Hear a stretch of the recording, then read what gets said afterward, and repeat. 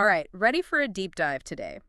We're jumping into Order Out of Chaos by Scott Walker, who you might know. He was a detective at Scotland Yard. Yeah, fascinating background, right. He was a hostage negotiator. Hostage negotiation. And, thinking about this book, it's like, okay, hostage negotiation, what's that got to do with, me on a Tuesday? Right, exactly. Most of us, we're not going to be in those life or death situations. Thank goodness. But Walker's argument is that those skills, the ones that negotiators use to de-escalate these crazy situations, they totally apply to all of us, like every day. It's true, because isn't any conversation, in a way, a kind of negotiation? Yeah, for sure. Think about it, a salary negotiation at work, even disagreeing with your family, it's about navigating those dynamics. Walker says it's about finding that inner calm. He calls it your red center. Red center, I like that. So is that like your inner anchor, what you hold on to when things get tense? Exactly. It's that voice that says, hey, you've got this, whether you're asking for a raise or, trying to get your point across in a tough conversation. Makes sense. But how do you actually find that red center, especially when the pressure's on? Well, he talks about this one case, this wealthy businessman kidnapped in Europe. Okay, now that's high stakes. Oh, absolutely. Ransom demands, the family's beside themselves. I mean, the whole thing, it's just intense. And reading that, I was like, how does anyone even function under that kind of stress? Right. But here's the thing. Walker noticed something about the hostages who didn't just survive these situations, but actually kind of thrived. It wasn't just luck. They were intentional. Intentional, like they were doing something specific. They were cultivating that red center mindset. Like how? Give me an example of what were they doing? Some of them had these really strict routines. Like even in captivity, they'd wake up at the same time, do some exercises, whatever they could. Others, get this, they'd spend their time planning these elaborate vacations. Can you imagine? Wow, planning a trip to Bali while you're being held hostage. That's wild. But I guess it makes sense, right? It's about finding some control in a situation where you feel powerless. Totally. And Walker, he connects this to those incredible survival stories like Admiral Jim Stockdale, the guy who was a prisoner of war for years, and Terry Waite, the negotiator himself who was kidnapped. These guys, they show that resilience. It's a skill. You can build it. You can train your mind to be tougher. Exactly. It's like reframing that victim mentality and being like, okay, this is awful, but it's temporary. It's about finding purpose, even in chaos. Just like those hostages planning vacations. Think about it. You're nervous about a big presentation, right? Oh, always. Who isn't? Instead of panicking, what if you channeled that energy? Yeah. Visualize a successful outcome. Focus on what you can control. Your prep, your delivery, that kind of thing. Shift your perspective. Right. It's powerful stuff. So we're working on building that red center, but it made me think, like, how do you actually prepare for those high-stakes situations? Yeah, good point. Most of us, thankfully, are not going to face, kidnapping. Right, but we still have those moments where we need to keep our cool, like a big presentation or tough conversation. Absolutely. And Walker, he's a big believer in routine. Routine. Yeah, and I don't mean just like having your coffee in the morning. Okay, so more than just a morning routine. Way more. He calls it a battle rhythm. It's about having these consistent practices, exercise, journaling, taking breaks to clear your head, that sort of thing. He says it actually changes your brain chemistry, makes you more resilient. Interesting. So it's like training for a mental marathon, right? You don't just wing it. Exactly. And speaking of preparation, he's got this other technique, he calls it red teaming. Red teaming, what's that? So you gather like a trusted group of people, and their whole job is to basically rip your plan apart. Oh, no! It's a good thing, trust me. They play devil's advocate. They anticipate the other side's arguments, find weaknesses in your thinking. And you do all of this before you're actually in the negotiation. Oh, I see. So you're more prepared. You're not caught off guard. Exactly. You've already war-gamed those potential curveballs. That's brilliant, actually. So like having your own personal crisis simulation team. Right. And then on top of that, he talks about these things called immediate action drills. Immediate action drills. Sounds intense. Well, they're for those moments when you feel yourself getting triggered. Triggered, like emotionally. Yeah, exactly. Your heart's racing, you're getting angry, whatever it is. Yeah. The drill is your go-to technique to regain control. It could be a breathing exercise, reframing the situation in your head. Okay, so you have like a plan for when things start to go sideways. That makes a lot of sense. But I'm curious, we're talking about negotiation, which involves, other people. Definitely. What about the listening part of it? Oh, huge.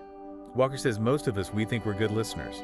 I'd like to think I'm a good listener. But we're often stuck at like a surface level. Really? He actually breaks down listening into these 5 levels. 5 levels of listening. Okay, I'm intrigued. Level 1 is basically just hearing the words.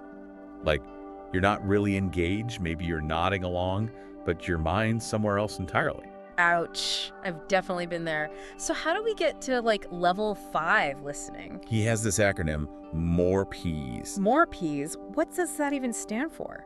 Minimal encouragers, open questions, reflecting, emotional labeling, paraphrasing, iMessages, emotional labeling again, and summarizing. Okay, I'm going to be honest. I'm going to need you to unpack some of that. Sure, we can break it down. One thing that stands out, you see, emotional labeling is in there twice. It is. Why is that so important? It's not just about hearing the words, it's about tuning into the emotions underneath. Walker gives this great example. A boss is having a tough conversation with an employee, right? And by using emotional labeling, like saying it sounds like you're feeling frustrated, it uncovers the real issue, the thing that wasn't being said directly. It's like that saying, people might not remember what you said, but they'll remember how you made them feel. Powerful stuff. Absolutely. It's about understanding the whole person, not just the words they're using.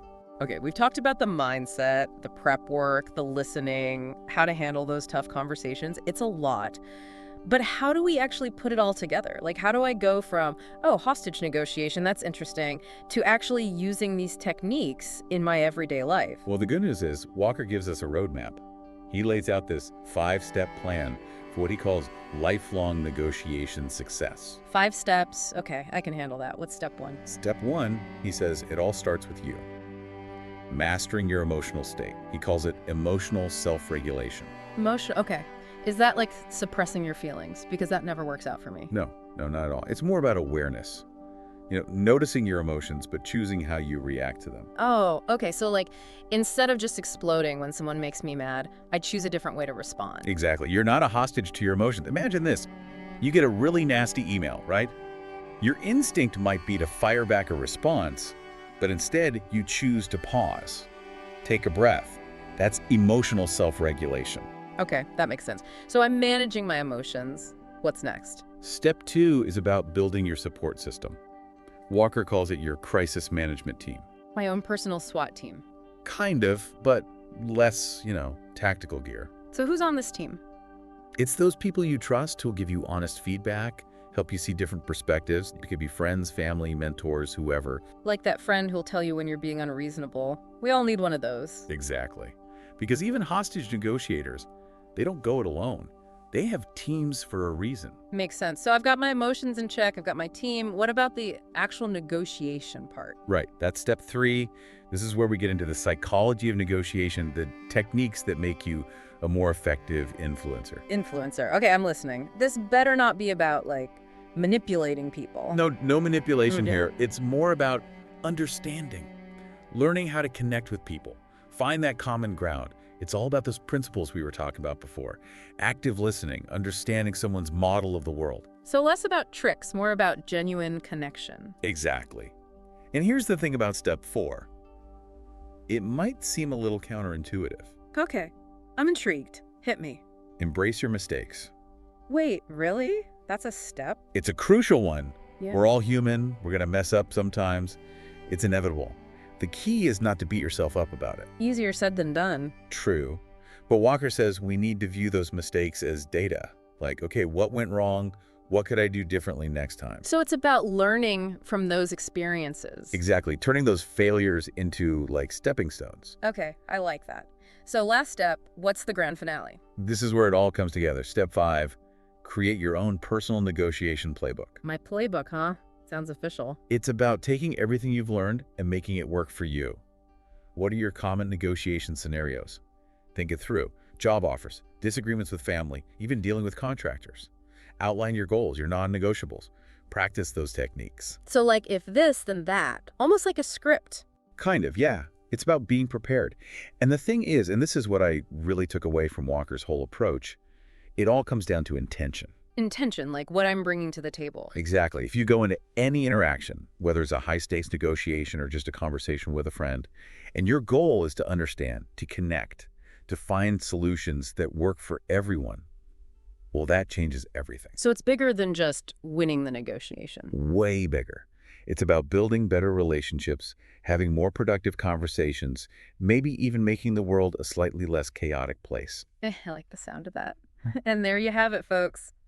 From hostage negotiation to everyday life, some really insightful, practical advice on how to navigate those tricky conversations with grace, confidence, and maybe even a little bit of that hostage negotiator finesse.